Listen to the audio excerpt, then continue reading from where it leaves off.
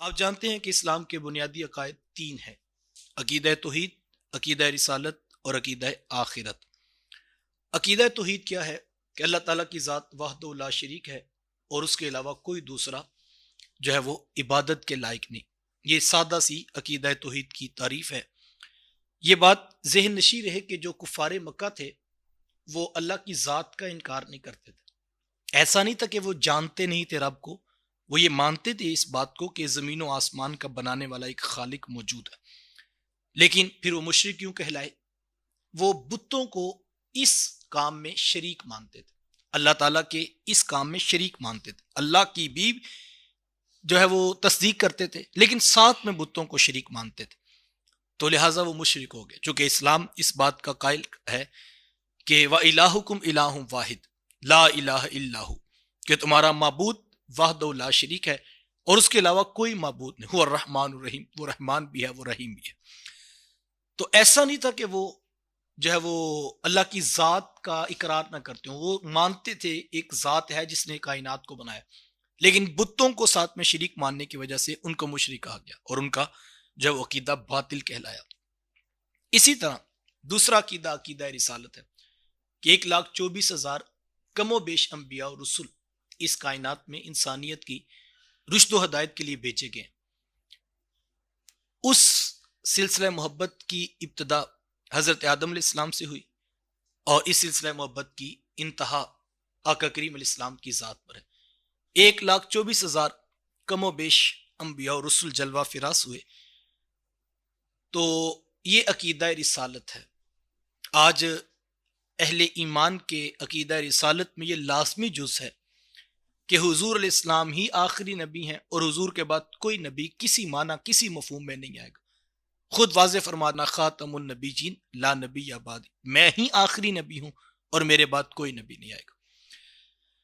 تو جو عقیدہ رسالت میں وہ انکار کرتے تھے وہ مطلقاً نبیوں کا انکار نہیں کرتے تھے، وہ یہ نہیں کہتے تھے کہ نبی اور پیغمبر ہوتے نہیں ہیں، جس طرح وہ اللہ کی ذات کو مانتے تھے اس حوالے سے کہ ایک ذات ہے جس نے زمین و آسمان کو بنایا، اسی طرح وہ مطلقاً نبیوں کا انکار نہیں کرتے تھے۔ ایسا نہیں تھا وہ کہتے کہ نبی پیغمبر ہوتے ہی نہیں، وہ مانتے تھے۔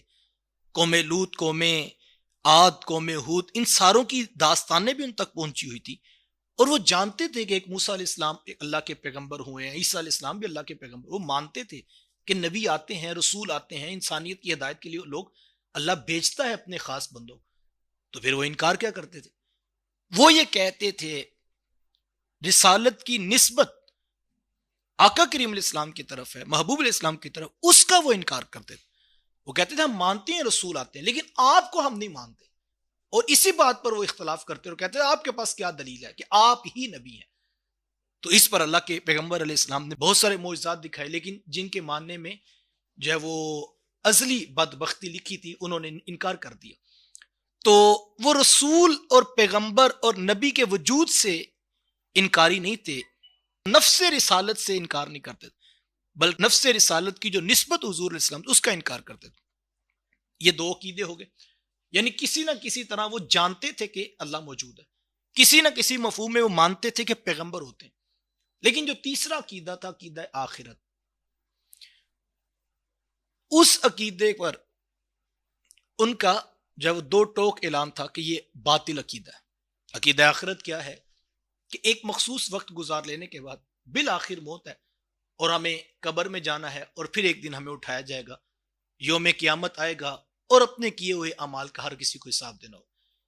یہ جو تیسری بات تھی اس کا وہ ڈٹ کر انکار کرتے تھے، اس کو کسی معنی کسی مفہوم میں وہ مانتے ہی نہیں تھے۔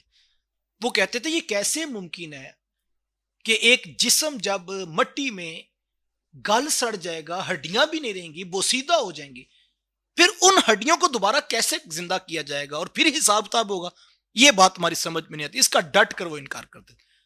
آغاز میں ہم نے دیکھا کہ مکی صورتوں کے اندر یہ تین مضمون زیادہ تر آپ کو ملیں، عقیدہ توحید، عقیدہ رسالت اور عقیدہ آخرت، اور عقیدہ آخرت بھی کثرت کے ساتھ زیادہ۔